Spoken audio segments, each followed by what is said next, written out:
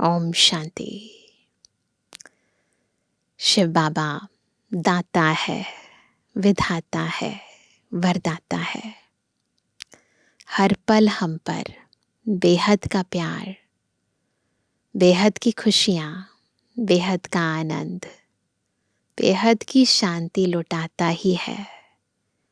हमसे कुछ लेता नहीं है, अभी तो निस्वार्थ भाव से हमें भी अपने समान ऐसा दानी, वरदानी, महादानी बनाता है जो हमें मनुष्य आत्माएं दाता के रूप में देखती हैं और देवता कह देती हैं, है ना। ऐसा वंडरफुल बाबा अभी से ही हमारे अंदर ऐसे संस्कार भरना चाहते हैं।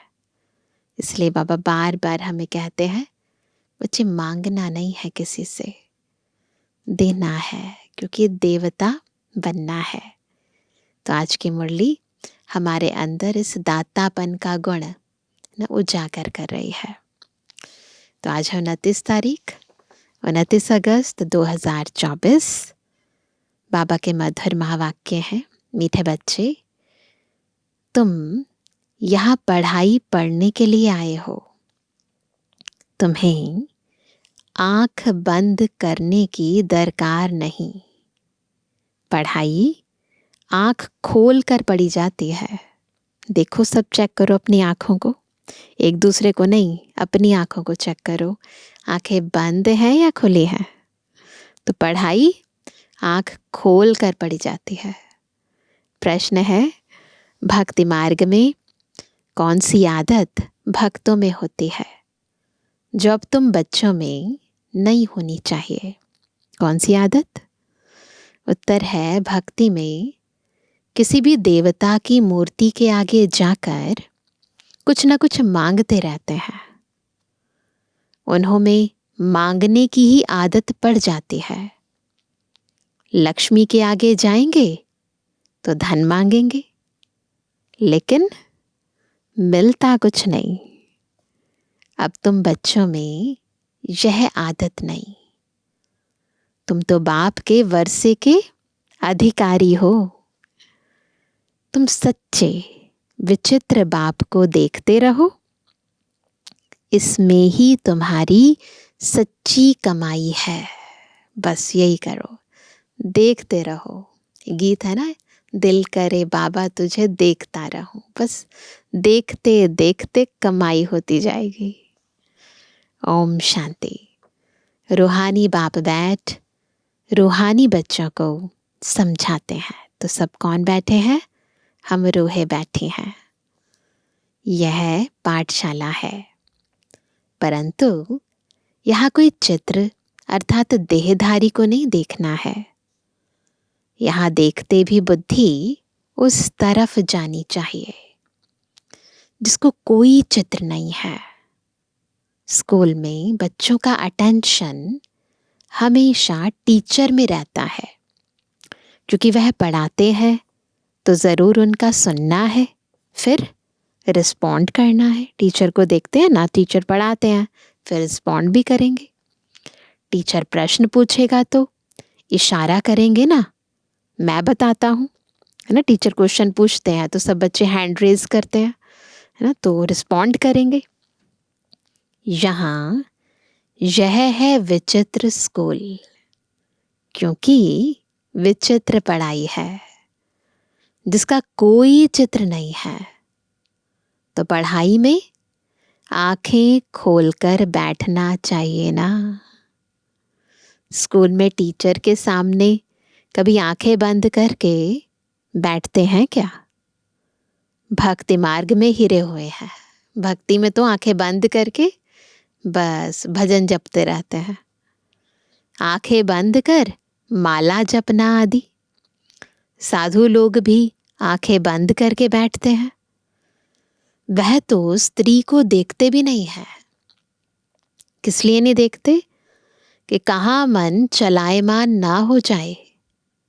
परंतु आजकल जमाना है तमु प्रधान।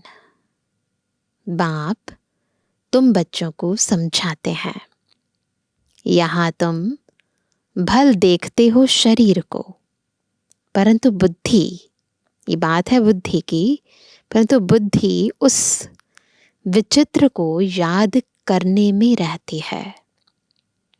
ऐसा कोई साधु संत नहीं होगा जो शरीर को देखते याद उस विचित्र को करे। यह है विचित्र पढ़ाई ना। देखो कितनी वंडरफुल पढ़ाई है। देखना चर्म चक्षुओं से सामने देखना है, परंतु ये जो दिव्य चक्षु है बुद्धि का, इससे उसको देखना है। तुम जानते हो इस रथ में वह बाबा हमको पढ़ाते हैं।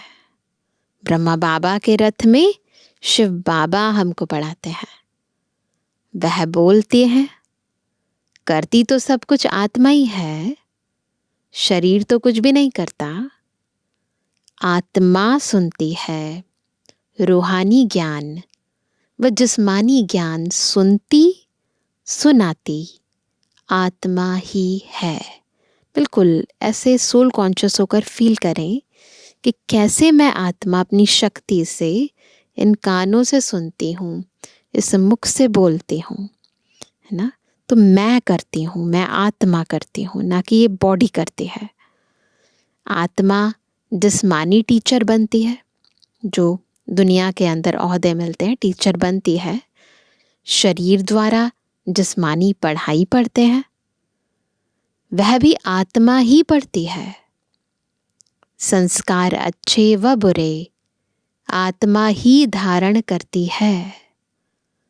शरीर तो राख हो जाता है, यह भी कोई मनुष्य नहीं जानते। उन्हों को देह अभिमान रहता है, क्योंकि अपने को आत्मा नहीं समझते ना, बॉडी समझते हैं, तो बॉडी का भी अभिमान रहता है, ईगो रहती है। मैं फलाना हूँ, मैं प्राइम मिनिस्टर हूँ। ऐसे नहीं कहेंगे कि हम आत्मा ने यह प्राइम मिनिस्टर का शरीर लिया है, ऐसे नहीं कहेंगे। यह भी तुम समझते हो क्या, सब कुछ आत्मा ही करती है। आत्मा अविनाशी है, शरीर सिर्फ यहाँ पाठ बजाने के लिए मिला है। इसमें अगर आत्मा ना होती तो शरीर कुछ कर ना सके। आत्मा शरीर से निकल जाती है, तो बिल्कुल सोल कॉन्शियस होकर फील करते जाएंगे। आत्मा शरीर से निकल जाती तो जैसे एक लोथ पड़ा रहता है, मांस का लोथ होता है ना, बिल्कुल वैसे पड़ा रहता है। बिना आत्मा के बॉडी की कोई वैल्यू नहीं है, मिट्टी का जैसे ढेर पड़ा रहता है। आत्मा को इन आंखों से देख नहीं सकते, वह तो सूक्ष्म है ना। तो बाप कहते हैं बुद्धि से बाप को याद करो। तुमको भी बुद्धि में है, हमको शिव बाबा पढ़ाते हैं इन द्वारा। यह भी सूक्ष्म समझने की बातें हैं। कहीं तो अच्छी रीति समझते हैं, कहीं तो जरा भी नहीं समझते। है भी सिर्फ यह बात। अल्फ माना भगवान बाबा। सिर्फ भगवान व ईश्वर कहने से वह बाप का संबंध नहीं रहता है। इस समय सब पत्थर बुद्धि हैं, क्योंकि रचयिता बाप और रचना के आदि मध्य अंत को नहीं जानते हैं। ज्ञान नहीं है तो पत्थर बुद्धि है। यह वर्ल्ड की हिस्ट्री ज्योग्राफी रिपीट होती रहती है। अभी संगम युग है, यह किसको पता नहीं है, तुम समझते हो। आगे हम भी नहीं जानते थे। ये संगम युग चल रहा है, पहले तो नहीं जानते थे ना। बाबा अभी तुम्हें यहाँ ज्ञान से श्रृंगारते हैं, फिर यहाँ से बाहर जाते हो तो फिर क्या होता है। माया धूल में लथेड़ ज्ञान श्रृंगार बिगाड़ देती है। बाप श्रृंगार तो करते हैं, परंतु अपना पुरुषार्थ भी करना चाहिए। जैसे टीचर पढ़ाते हैं स्कूल में, परंतु जाकर घर में बच्चे अगर ना पढ़ें, प्रैक्टिस ना करें तो क्या फ़ायदा, फिर वैसे ही बन जाएंगे। तो जो पढ़ाया जाता है उसको रिपीट करना, उसकी प्रैक्टिस करना, पुरुषार्थ करना होता है ना। कई बच्चे मुख से ऐसा बोलते हैं, कैसा बोलते हैं, जैसे जंगली, श्रृंगार जैसे कि हुआ ही नहीं है, सब भूल जाते हैं। लास्ट नंबर में जो स्टूडेंट बैठे रहते हैं उनकी पढ़ाई में इतनी दिल नहीं लगती है। स्कूल में ऐसे होता है। हाँ, फैक्ट्री आदि में सर्विस कर साहूकार बन जाते हैं, पढ़ा हुआ कुछ नहीं।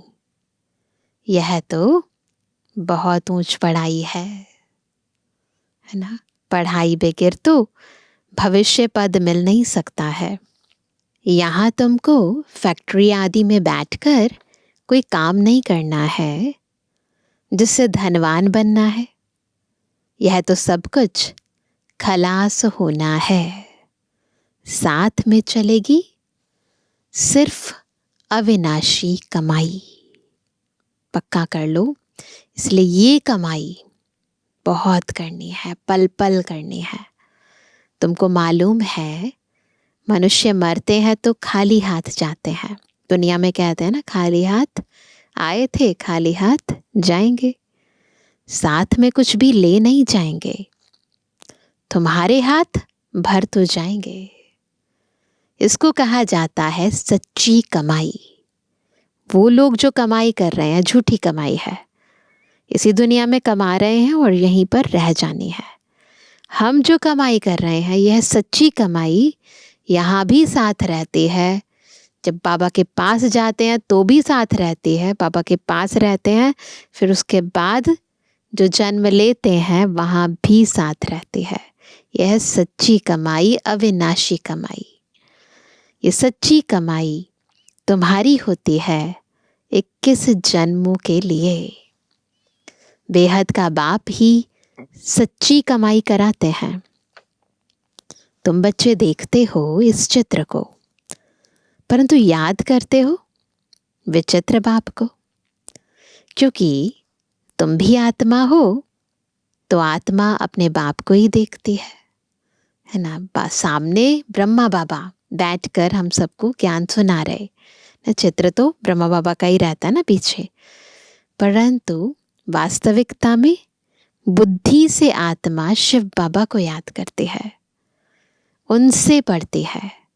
आत्मा को और परमात्मा को तुम देखते नहीं हो, परंतु बुद्धि से जानते हो। हम आत्मा अविनाशी है, यह शरीर विनाशी है। यह बाप भी भल सामने तुम बच्चों को देखते हैं, परंतु बुद्धि में है कि आत्माओं को समझाते हैं। अभी बाप तुम बच्चों को जो सिखलाते हैं वह सच ही सच है। इसमें झूठ की रत्ती नहीं। ये बिल्कुल सच्ची ज्ञान है। झूठ 1% भी नहीं है, रत्ती भी नहीं है। बॉडी कॉन्शियसनेस इसमें जरा भी नहीं है। तुम सच खंड के मालिक बनते हो। यह है झूठ खंड। झूठ खंड है कलयुग, सचखंड है सतयुग। रात दिन का फर्क है।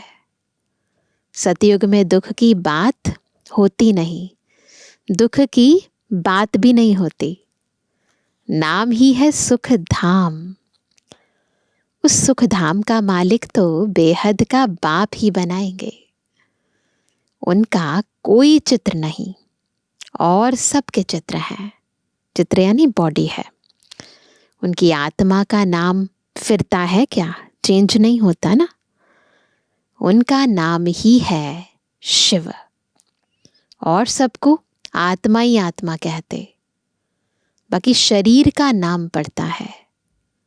शिवलिंग है निराकार, ज्ञान का सागर, शांति का सागर। यह शिव की महिमा है। वह बाप भी है, तो बाप से जरूर वर्षा मिलना है।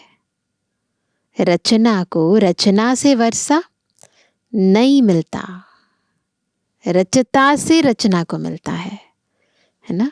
वर्षा रचयिता देंगे अपने बच्चों को।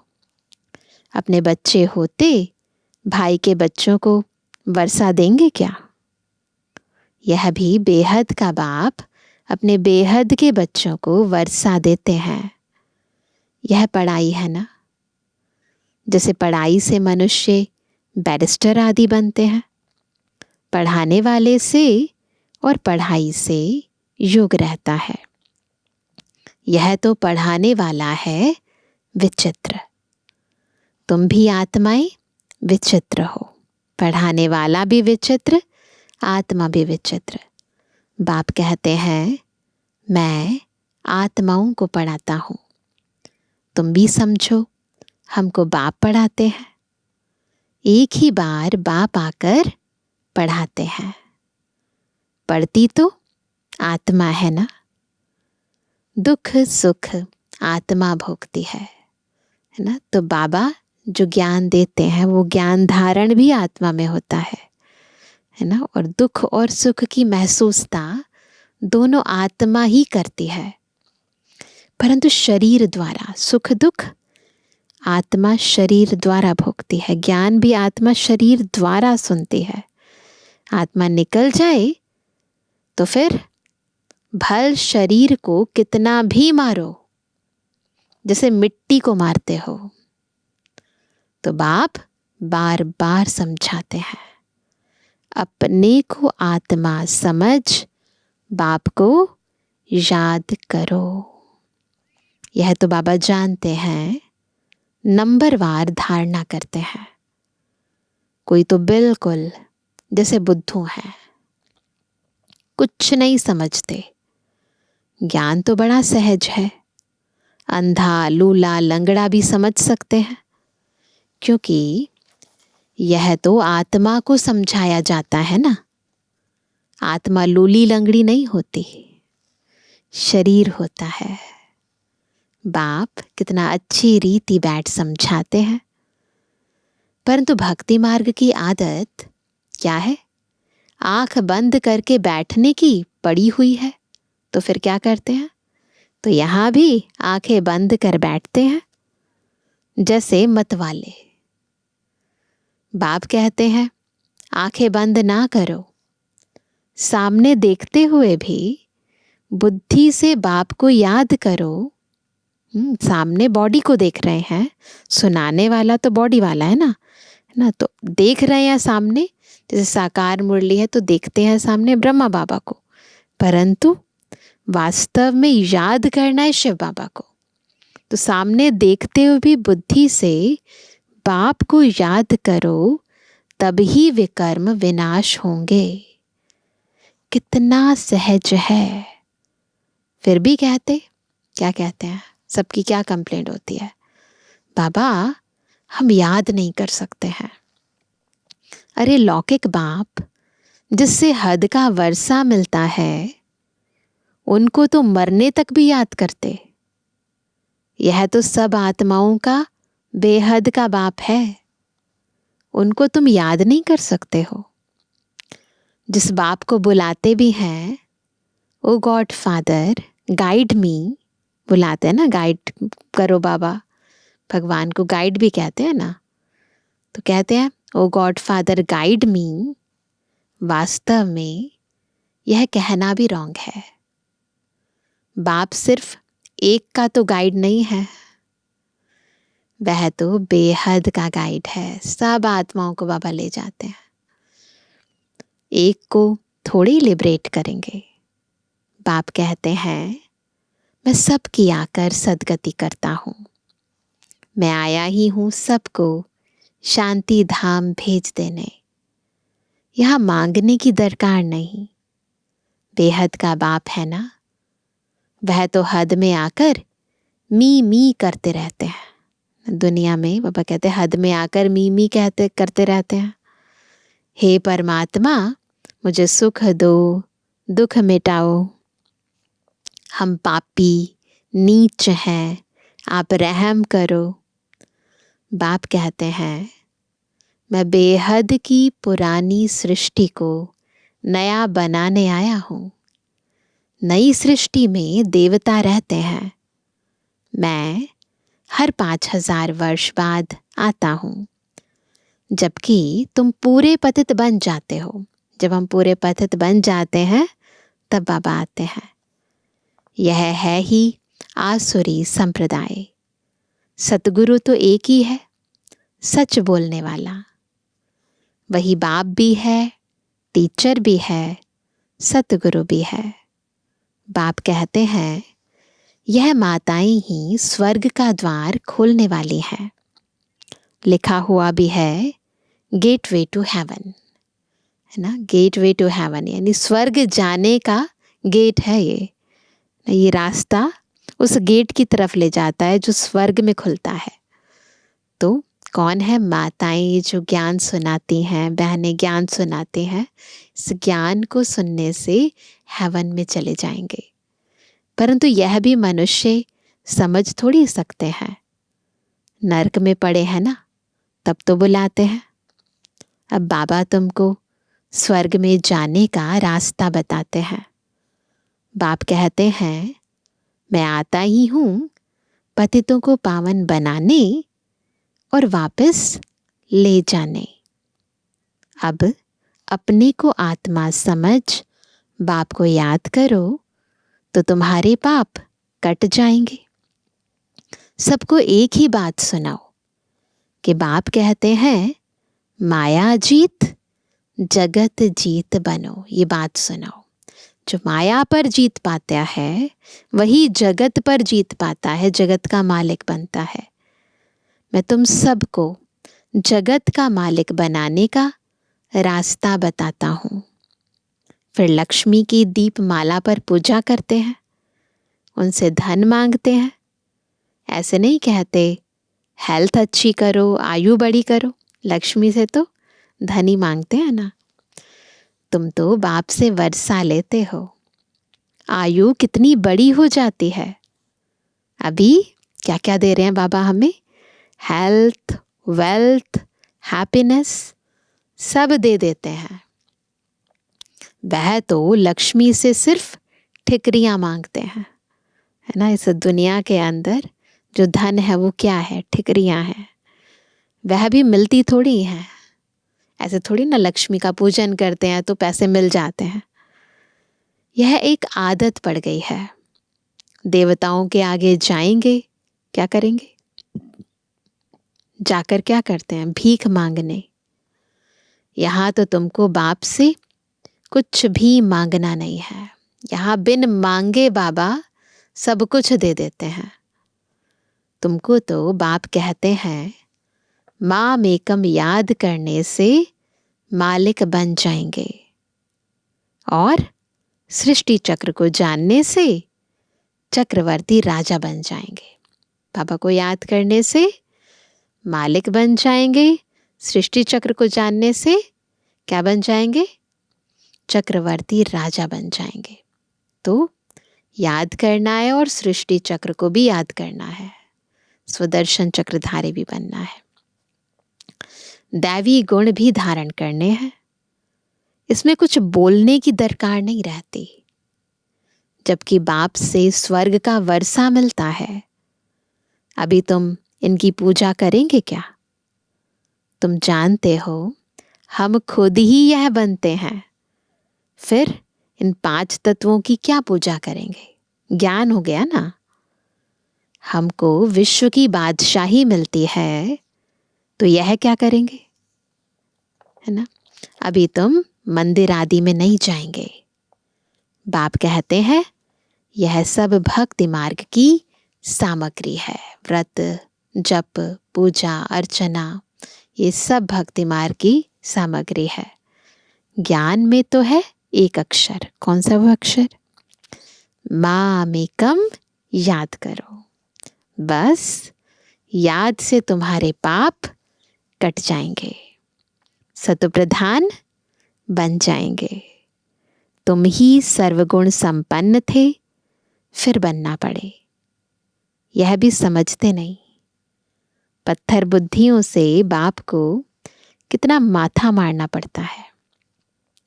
यह निश्चय होना चाहिए, यह बातें कोई भी साधु संत आदि बता ना सकें, केवल बाबा बता सकते हैं, सिवाय एक बाप के। यह कोई ईश्वर थोड़ी है, यह तो बहुत जन्मों के अंत में है ना। तो बाबा, ब्रह्मा बाबा के लिए कह रहे हैं कि ये ईश्वर नहीं है, तो ये तो ब्रह्मा बाबा के बहुत जन्मों के अंत का जन्म है। मैं प्रवेश ही उनमें करता हूँ जिसने पूरे 84 जन्म लिए हैं। गावड़े का छोरा था, फिर श्याम सुंदर बनते हैं।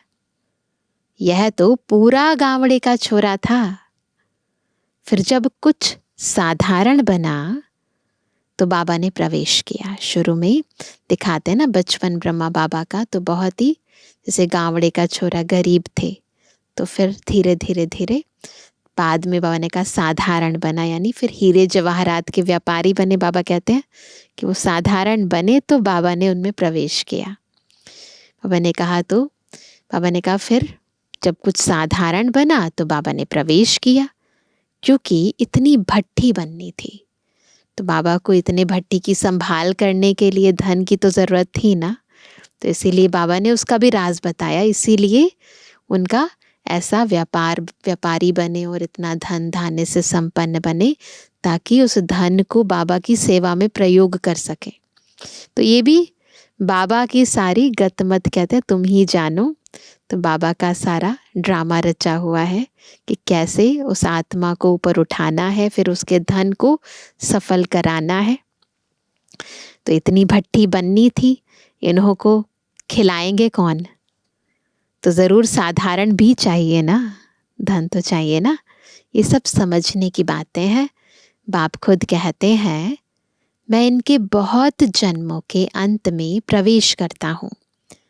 जो सबसे पतित बने, ब्रह्मा बाबा की बात करें बाबा, जो सबसे पतित बना है फिर पावन भी वही बनेंगे। 84 जन्म इसने लिए हैं, तत्त्वम हमने भी लिए हैं। बाबा ने कहा एक तो नहीं, बहुत है ना। सूर्यवंशी चंद्रवंशी बनने वाले ही यहाँ आते हैं, नंबरवार पुरुषार्थ अनुसार। बाकी ठहर नहीं सकेंगे। देरी से आने वाले ज्ञान भी थोड़ा सुनेंगे, फिर देरी से ही आएंगे। अच्छा मीठे मीठे के जवानी बच्चों पे जुबानी बाप दादा का दिल जान सको प्रेम से नंबरवार पुरुषार्थ अनुसार याद कर। रूहानी बच्चों की रूहानी बाप दादा को गुड मॉर्निंग, नमस्ते नमस्ते नमस्ते। धारणा के लिए मुख्य सार पहला, बाप जो ज्ञान श्रृंगार करते हैं उसे कायम रखने का पुरुषार्थ करना है। माया की धूल में ज्ञान श्रृंगार बिगाड़ना नहीं है। पढ़ाई अच्छी रीति पढ़कर अविनाशी कमाई करनी है। दूसरा, इस चित्र अर्थात देहधारी को सामने देखते हुए बुद्धि से विचित्र बाप को याद करना है। आंखें बंद कर बैठने की आदत नहीं डालनी है। बेहद के बाप से कुछ भी मांगना नहीं है। वरदान है, समय के महत्व को जान, फास्ट सो फर्स्ट आने वाले तीव्र गति के पुरुषार्थी भव। तीव्र गति के पुरुषार्थी कैसे बनेंगे? जब समय के महत्व को जानकर फास्ट सो फर्स्ट आने का पुरुषार्थ करेंगे। अव्यक्त पाठ में आई हुई आत्माओं को last so fast, fast so first आने का वरदान प्राप्त है। तो समय के महत्व को जान, मिले हुए वरदान को स्वरूप में लाओ। वरदान मिल गया इससे खुश नहीं हो जाना, जो वरदान मिला है उसे स्वरूप में भी लेकर आना है। यह अव्यक्त पालना सहज ही शक्तिशाली बनाने वाली है। इसलिए जितना आगे बढ़ना चाहो बढ़ सकते हो। बाप दादा और निमित्त आत्माओं की सर्व के प्रति सदा आगे उड़ने की दुआएं होने के कारण तीव्र गति के पुरुषार्थ का भाग्य सहज मिला हुआ है। सबकी दुआएं हैं, बस पुरुषार्थ करो। टाइम कम है ना, तो इसको ज़्यादा से ज़्यादा पुरुषार्थ करके सफल बनाओ। स्लोगन है, निराकार सो साकार के महामंत्र की स्मृति से। कौन सा मंत्र याद रखना है? निराकार सो साकार। इस महामंत्र की स्मृति से निरंतर योगी बनो। सेकंड में मैं आत्मा, फिर सेकंड में बॉडी में आकर काम कर रही हूँ। बिल्कुल ये महामंत्र याद रखो, इसका स्वरूप बुद्धि में रखो, बार बार इसका अभ्यास करो, है ना। तो आज विशेष बाबा ने आत्मिक स्थिति हमारी पक्की कराई। बार बार फील करना है कि मैं आत्मा इन कर्म इंद्रियों से कर्म करा रही हूँ ना। बार बार जब भी किसी के संबंध संपर्क में आते हैं, सुनते सुनाते हैं, तो बिल्कुल थोड़ी देर के लिए डिटैच हो जाओ सुनते सुनते, और फील करो मैं अलग हूँ, कर्म इंद्रियाँ अलग हैं, और कैसे मैं उस आत्मा के वाइब्रेशंस को कैच कर रही हूँ, इन कानों से सुन रही हूँ, कैसे मेरी अंतर की शक्तियों से ये मुख बोल रहा है, ये आंखें देख रही हैं। तो बिल्कुल बॉडी अलग, सोल अलग, दोनों की शक्तियों को भिन्न भिन्न तरीके से फील करने का अभ्यास करो। अच्छा, ओम शांति।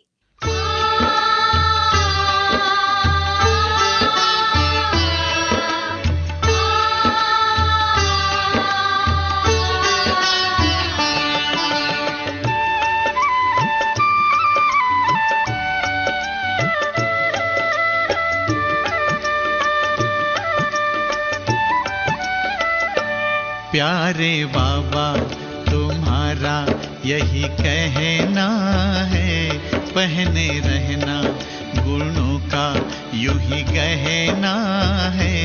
करते चलो सबको प्यार, देते चलो सत्कार, तुम्हें तारों से आगे निकलना है। प्यारे बाबा तुम्हारा यही कहना है, प्यारे बाबा तुम्हारा यही कहना है।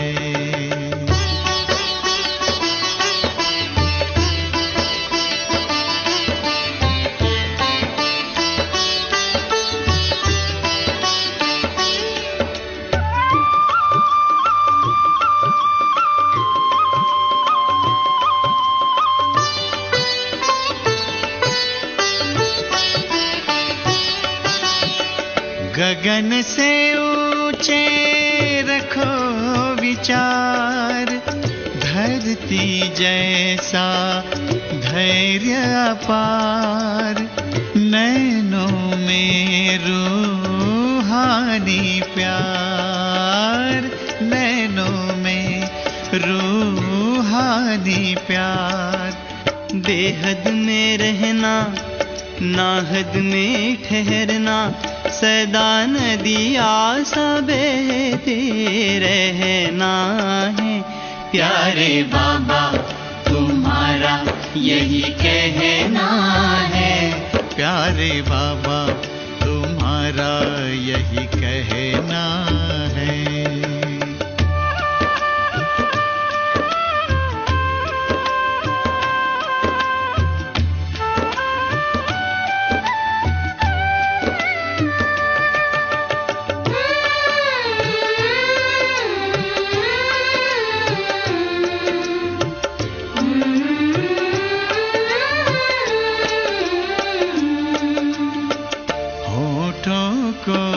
मुस्कान मिले जैसे हो गुलिस्तान खिले, होठों को मुस्कान मिले जग को जीवन दान मिले, आए गम की न हवाएं, देते रहो दुआएं, नहीं अवगुण को मन में धरना है। प्यारे बाबा तुम्हारा यही कहना है, प्यारे बाबा तुम्हारा यही कहना है।